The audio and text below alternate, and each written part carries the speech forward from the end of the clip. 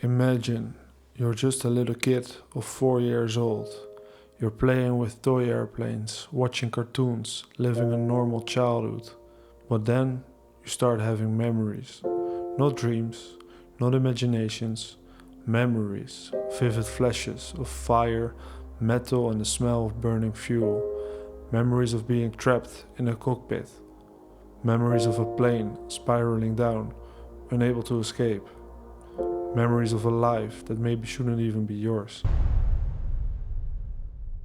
This is the story of James Leininger, a young boy who, before he could even write his own name properly, began to speak about another life.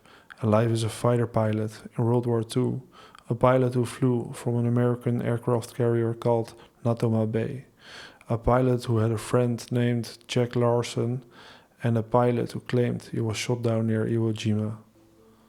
At first, his parents thought it was just a phase, but then the details became too precise, too accurate, too real for a child who had never been exposed to war, history, or even old movies. James recognized plane models from the 1940s. He explained how their engines worked. He knew how they took off from small escort carriers. And every night,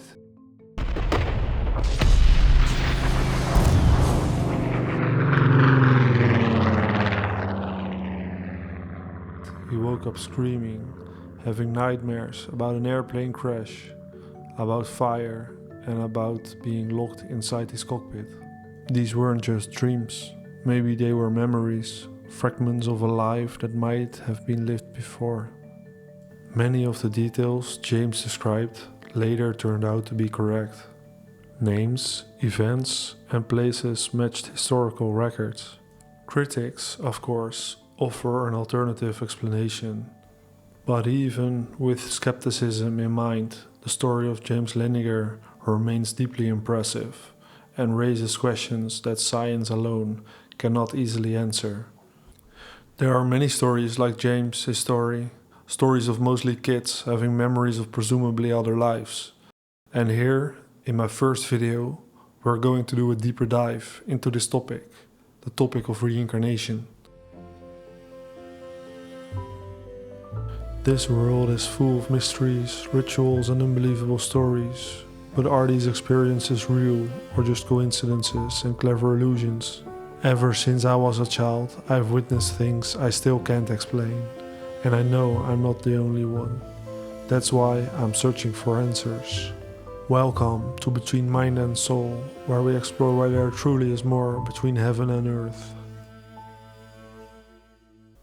The idea of reincarnation is absolutely not new. It's probably one of the oldest belief systems in the world.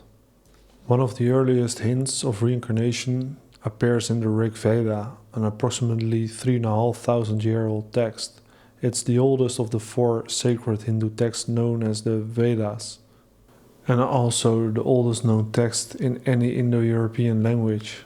In a later, but still ancient Hindu text called the Upanishads, we find descriptions of reincarnation that are much closer to the concept as we understand it today.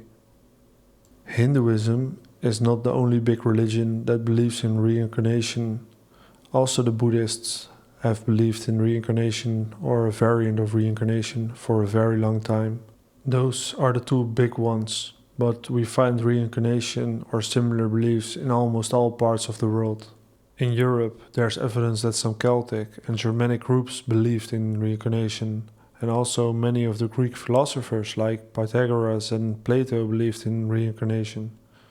There are also multiple groups in Africa that believe or believed in reincarnation.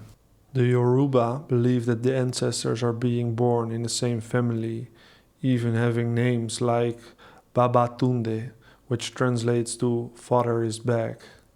And also the Akan people believe that the soul can reincarnate after visiting Asamando. That's their name for the spirit world. When we travel west to the American continent, we also have groups believing in reincarnation. These beliefs are most present in the north, in indigenous groups in Canada and the US. Also, here we see the belief that souls can return to the same family or clan, and the term spirit world is also a thing in many of these groups. Another interesting thing is that many of these groups believe that a human can reincarnate into an animal. In Central America, we have the Mayans that believed in reincarnation. Well, some of them did. The Mayans had multiple belief systems and cultures. Don't forget that we are talking about a civilization that existed for more than 3,000 years. That's an incredibly long time. To put it into perspective, if we went back 3,000 years from today, we would be at the transition from the Bronze to the Iron Age. And from that point, it would still take 1,000 years for Jesus to be born. The Maya believed that life moves in endless cycles. The sun, nature, crops, and humans were all seen as a part of a constant process of birth, death, and renewal. Although this was not always understood as reincarnation of the same individual, some Maya traditions suggest that life or spirit can return in a new generation. And if we travel more south to South America, we find indigenous groups in the Amazon that believed that souls can return to Earth, often within their communities or in nature by becoming an animal. Now let's return to Asia. India is not the only place where belief in reincarnation can be found. Across many parts of Asia, people hold beliefs related to reincarnation or rebirth. Through the spread of Buddhism, ideas of rebirth also reached China. In addition, some traditions within Chinese Taoism include beliefs about rebirth or continued transformation of the soul, although these views vary across different Taoist schools. And also Tibet is closely associated with the idea of reincarnation. When the Dalai Lama passes away, a search is conducted to identify his rebirth. He is not the only one. There are many spiritual masters known as tulkus who are believed to reincarnate repeatedly in Tibetan Buddhism. An enlightened being may either attain final liberation or choose to be reborn in order to guide others towards enlightenment. This compassionate choice is central to the tulku tradition. Even within Christianity and Islam, there have been small groups that believe or have believed in reincarnation. In early Christianity, certain Christian thinkers, such as Origen, expressed ideas related to pre-existence or repeated lives of the soul. Also, some groups like Gnostic sects had similar ideas. Within Islam, some esoteric and mystical groups, particularly certain Shia sects and Sufi traditions, have held beliefs resembling reincarnation or transmigration of the soul. So, beliefs of reincarnation can be found everywhere in this world, and I am sure we forgot many important ones. I think that the fact that reincarnation is so common strengthens the possibility of reincarnation being true. But of course, it does not automatically mean that it is true. I see a lot of different statistics about this on the internet, but still, most statistics say that there are a lot more people believing in an afterlife instead of reincarnation, which also makes sense with the two biggest world religions being Christianity and Islam. Me personally, I think that reincarnation and the afterlife can both be true at the same time, which is also what many groups and religions believe. Like some of the groups in Africa and America, where they believe in a spirit world and reincarnation. I even think that it complements each other. An afterlife without reincarnation would be a bit strange, because imagine that you die and you get into paradise. Maybe there's not a next step. You will be there forever. Yeah, at first it will be amazing, but being forever in paradise will eventually get boring. I think that there needs to be some kind of reset, a goal, a cycle, or maybe a level up. If we add the idea of reincarnation to the story, it immediately sounds more logical. Although I do understand that our simple human minds may not even be able to fully comprehend the idea of the afterlife. The idea of reincarnation without an afterlife also makes less sense to me. During our teenage years, a friend and I developed an argument against reincarnation. What happens if you destroy the universe and there is no place left to reincarnate or respawn, as we called it back then? It seems logical that a higher power or another dimension would be required to create a new place for souls to respawn. And of course, perhaps universes naturally form, so there's always a place to respawn, making this issue irrelevant. Or maybe there's an unlimited amount of universes, just like we see in the popular movies of last decade, with all the multiverses and parallel universes. But even if we keep the universe and the Earth intact, similar practical questions arise when we consider reincarnation without an afterlife. For example, do death and birth rates need to be balanced out? Otherwise, if there is no afterlife or spirit world, there might be nothing for the soul to go to, or no capacity for rebirth. And I know there are maybe 1,000 ways to counter these simple thoughts, but it still makes me think that reincarnation with a spirit world sounds a lot more logical. Now let's talk about science. What does science say about reincarnation? One of the most famous studies in reincarnation is the research of Ian Stevenson from the University of Virginia. Stephen collected reports of young children from all around the world, mostly between the ages of 2 and 5, who claimed to remember previous lives. He then attempted to verify their statements by checking whether the information they provided could be confirmed, or if the children got their information from somewhere else. He found that in a number of cases the children reported remarkably accurate information, such as names, places, and causes of death. In addition, many of these children displayed phobias that appeared to be related to the manner of death of the person they claimed to have been in a previous life. For example, a fear of water in cases where the previous individual reportedly drowned. Stevenson also documented over 200 cases in which children had birthmarks or congenital anomalies that corresponded to fatal wounds, such as stab or gunshot injuries. After Stevenson's death in 2007, his work was continued by Dr. Jim B. Tucker, a child psychiatrist of the University of Virginia. Tucker uses a similar methodology, and his work is described in books like Life Before Life. But let's go back to Stevenson. Stevenson researched approximately 3,000 cases. Around 35% of these cases were classified as strong, where the child provided details that accurately corresponded to the previous life, and there was no conventional way for the child to know these details.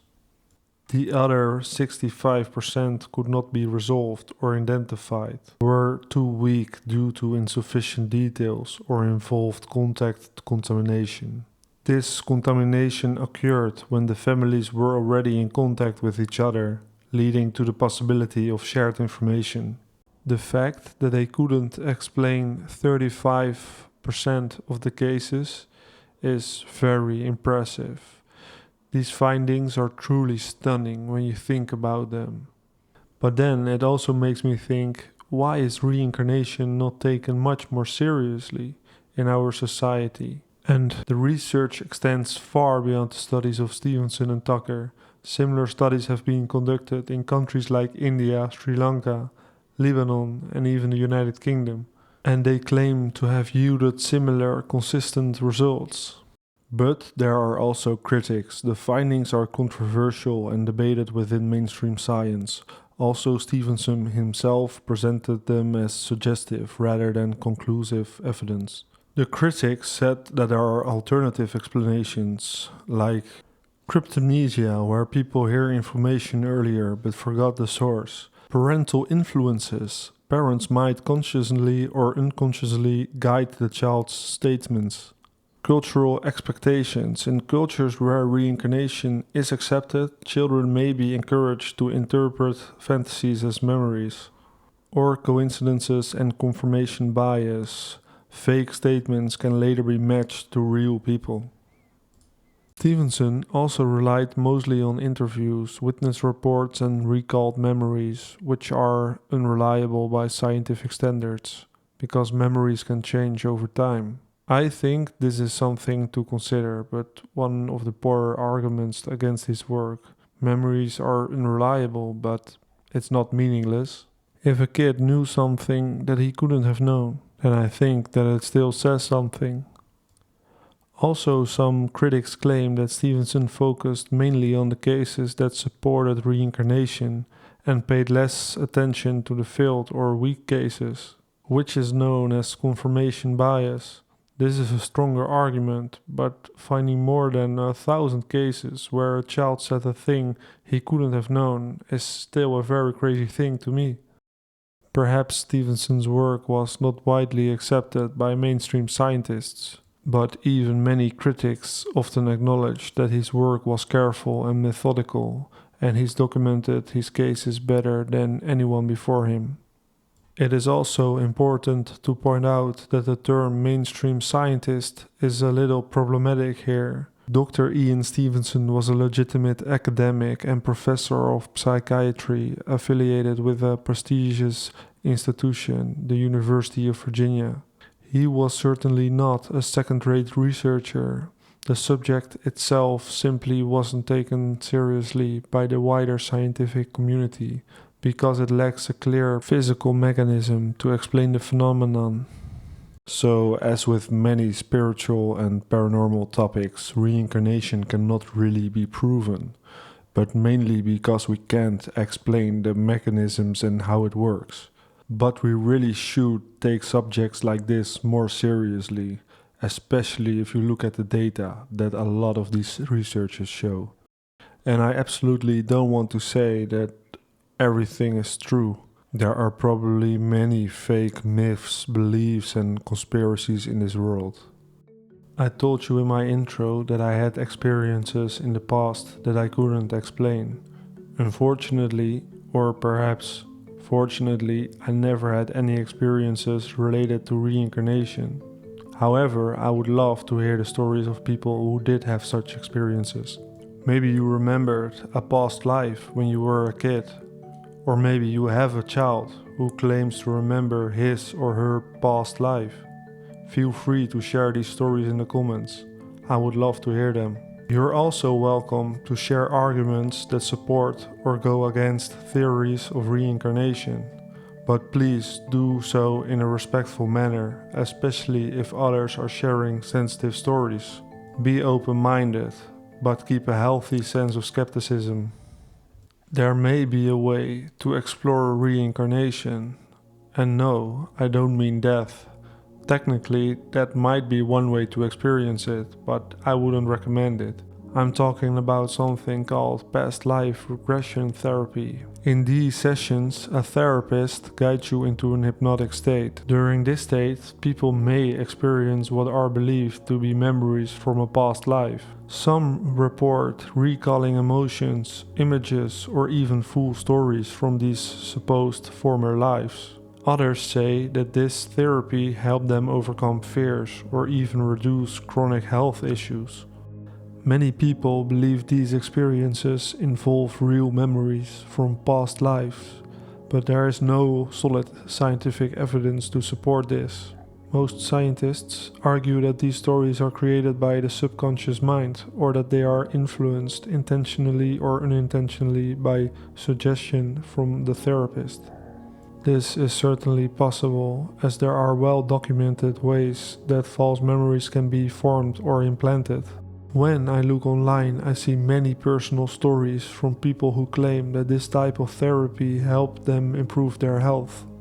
Interestingly, some of them say that they don't believe in reincarnation at all, yet still experienced positive effects. At the same time, these sessions can be expensive, And of course, to become a regression therapist often costs a lot of money. Like in any area where there is money involved, there are probably some charlatans. But there are also many therapists and clients who share very convincing and sometimes extraordinary stories. I even found multiple therapists with a large number of 5-star reviews online, which suggests that a lot of people report positive experiences. Well, actually, now I'm searching again for different therapists in different countries and different cities, and the internet is full of 5-star reviews. I will show a few random ones on screen. One of the most well-known figures in this area is Michael Newton, the author of 3 books on reincarnation and regression therapy. These books are Journey of Souls, Destiny of Souls, and Life Between Lives. I believe you can find free audio versions of these books on YouTube. Michael Newton was one of the first authors to focus extensively on these sessions, especially on the concept of the life between lives. According to Newton, people in these sessions didn't just recall past lives on Earth, they also described experiences in a state between incarnations. In this state, individuals reported being in a non-physical realm, where souls reflect on past lives, learn lessons, meet guides or other souls, and prepare for future incarnations. These descriptions were often remarkably similar across different sessions. Newton saw this as meaningful, although it remains unverified from a scientific perspective.